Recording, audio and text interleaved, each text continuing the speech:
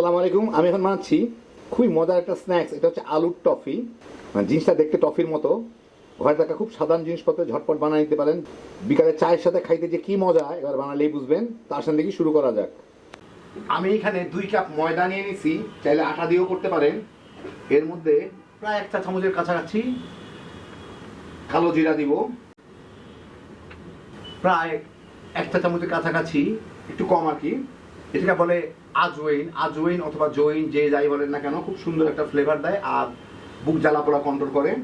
ওটা দিব, ওটাকে একটু হাত দিয়ে ঘষে দেই, ফ্লেভারটা সুন্দর ছাড়বে। মশলার দোকানে এটা পাবেন। স্বাদ মতো লবণ,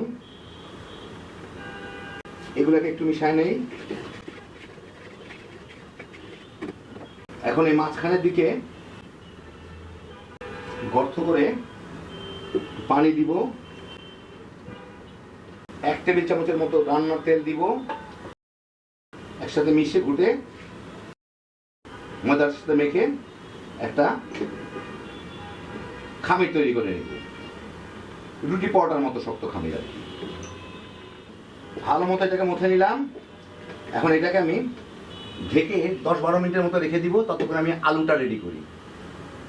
আমি একটা কড়াই কিছু তেল গরম করে এর মধ্যে 2টা পেঁয়াজ কেটে রাখছি, ওগুলাকে একটু ভেজে নিব। নরমাল থেকে হালকা একটু মোটা করেই কাটছি, ভাজলে এটা নরম হয়ে যাবে, কমে যাবে। আমি কিন্তু হাইটে ভাজতেছি, পেঁয়াজটা জলদি নরম হয়ে যায় আর একটু বাদামি দাগ লাগে। পেঁয়াজটা একটু হালকা বাদামি হওয়া শুরু করলে এর মধ্যে আমি দিয়ে দিব এখানে 1 চা চামচ 5 ফোড়ন আছে, আমি একটু ভেঙে রাখছি, ওটা দিব। আমি অন্য কোনো মশলা ব্যবহার করবো না। স্বাদ মতো লবণ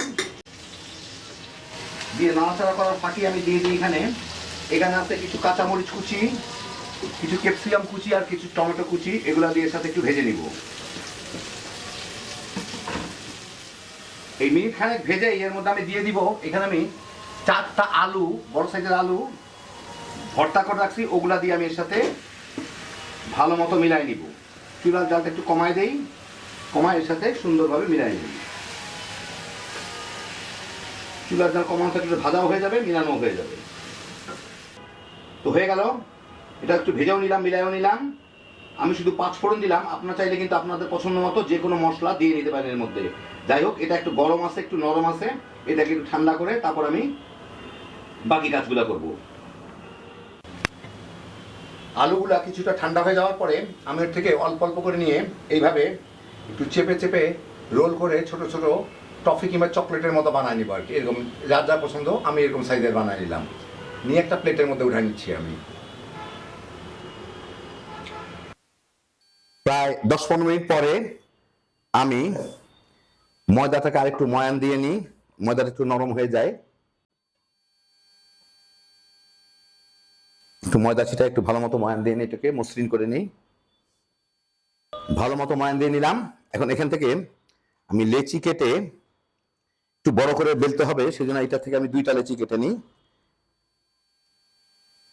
একটা বেশ সুন্দর পাতলা রুটির মতো বানায় নিব। একটু চারকোনা করে বানানোর চেষ্টা করব। তো আমি পাতলা একটা লম্বা রুটির মতো বেলে নিলাম। দেখেন একদম এইরকম, যতদূর পাতলা খাওয়া সম্ভব আর কি। তবে কালি জিরাটা আছে তো, এর থেকে তো বেশি পাতলা করা যাবে না, কারণ তাহলে তো ফুটা হয়ে এগুলা বাইর হয়ে যাবে। এখন এগুলাকে আমি সুন্দরভাবে কেটে নিব। এই দিকটা একটু এইভাবে নিয়ে নিই। আমি এটা থেকে 6টা বের করব।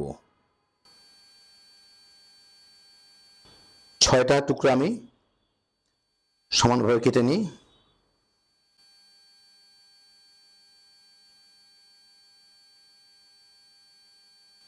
এভাবে 6 পিস করে নিব। তেরা বেঁকা হলে টেনে সোজা করে দেওয়া যাবে। সবগুলোকে আমি এরকম করে এরকম সাইজের করে কেটে নিব।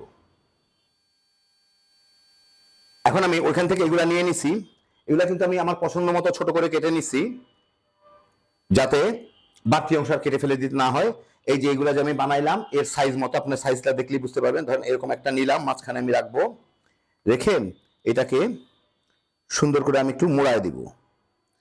মোড়া এই পাশটায় আসলে আমি এখানে একটু পানি লাগাই দিই, যাতে আঠার মতো লেগে থাকে। বাস লাগাই দিলাম। লাগা এখন 2 মাথাটা এই পর্যন্ত মোড়ায় টফির মতো করে এখানে একটা প্যাচ দিয়ে নিব, যাতে খুলে না যায় পরে ভাজার সময়।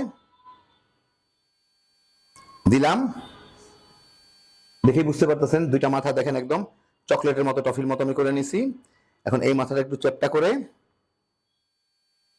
একটু কেটে ফেলে দিই, বাড়তি থাকলে ওই আটার সাথে মিলাই নিব আমি। একটু একটা কাঁটা চামচ দিয়ে চাপ দিয়ে একটু ডিজাইন করে দিব, যার ফলে মাথাটাও মিলে যাবে, আবার দেখতেও সুন্দর লাগবে।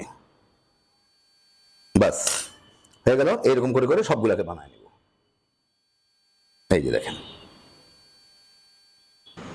আমি এখানে আমার একটা ভাঙ্গাচোরা ফ্রাই প্যানের মধ্যে কিছু তেল নিয়ে নিছি। এটা কিন্তু ডুবা তেলে ভাজা হবে। তেলটা কিন্তু খুব অল্প গরম আছে, মানে লোয়ার মিডিয়ামের মাঝামাঝি গরম আছে। আমি এগুলা ছাড়লেই বুঝতে পারবেন। এর মধ্যে এগুলা দিয়ে আমি ভেজে নিব। দেখেন এটা ছাড়ার সাথে সাথে কিন্তু বুদবুদ উঠতেছে না, কয়েক সেকেন্ড পরে বুদবুদ উঠতেছে, 1-2 সেকেন্ড পরে। তো এরকম অল্প আঁচের মধ্যেই এটা রাখতে হবে। দেখে এখন সবগুলাকে দিয়ে আমি ভেজে নিব।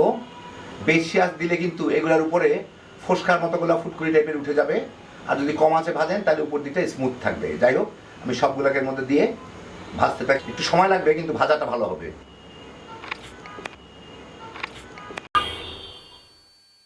মিনিট 2 পরে এগুলাকে আমি একটু নেড়ে দিব, একটু খোঁচা দিয়ে দিব। যদি বাই চান্স নিচে লেগে থাকে তাহলে যাতে ভেসে উঠে। এগুলা কিন্তু সব ভেসে উঠছে, আর গায়ে গায়ে লেগে থাকলে এগুলা ছুটে যাবে। যাই হোক, এখন এইভাবে আমি এগুলাকে আরো 8-10 মিনিট ভেজে নিব। 10 মিনিটের মধ্যে ভাজলাম। এটা কিন্তু ভালো মতো ভাজা হয়ে গেছে, মানে উপর দিকটা ভালো মতো শক্ত হয়ে গেছে, বেশ মচমচে হয়ে গেছে আর কি। উপরে কোনো ফুসকুড়ি টুসকুড়ি কোনো কিছু উঠে নাই। এখন আমি চুলার জালটা একটু বাড়াই, এটাকে হালকা একটু বাড়াবো, মাঝারির থেকেও একটু নিচে রাখবো, রেখে এটাকে পছন্দ বাদামি করে ভেজে নেবো একটু নেড়ে চেড়ে। সব মিলায় প্রায় 18-20 মিনিটের মতো ভাজলাম। সুন্দর বাদামি হয়ে গেছে আমার পছন্দ মতো। এখন এগুলাকে আমি তেল থেকে ছেঁকে উঠে একটা টিস্যু পেপারের উপর নিয়ে নেব। বাকিগুলোকে আমি ঠিক এইভাবে ভেজে নিব। দেখেন আপনারা একটা স্টিলের গামলার মধ্যে ঢেলে দেখা এগুলা কতখানি মচমচে হয়।